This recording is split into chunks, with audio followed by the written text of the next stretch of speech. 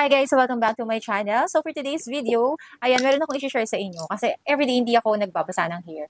Kasi nga, nagdadry yung anit ko. And kahit anong shampoo gamitin ko, talagang nagkakadandruff din ako. Feeling ko, nauubos na yung oil ng hair ko, kakaligo ko everyday. So ang ginagawa ko, nag-shower na lang ako and hindi ko na binabasa everyday yung hair ko. So meron akong ginagamit na product for my hair. So ito yung 3-in-1 dry shampoo na nakita ko lang kay Zainab.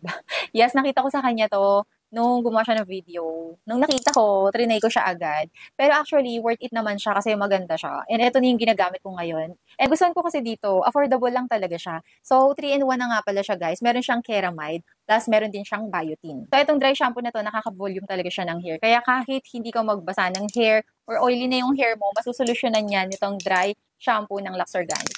So, meron na nga pala itong 110 ml. So, ayan siya guys. Ito yung ginagamit ko kapag tapos ko mag-shower. So, i-a-apply nyo lang siyang ganun. Nakaka-volume talaga to ng hair. Gusto ko din yung amoy nito kasi ang bango niya talaga. So, para ka na talagang naligo. So, ganito yung hair ko guys after kong applyan ng dry shampoo. Diba ang ganda? Para na ako nag-blower ng hair. Para bang naligo. Ganon. Ayan.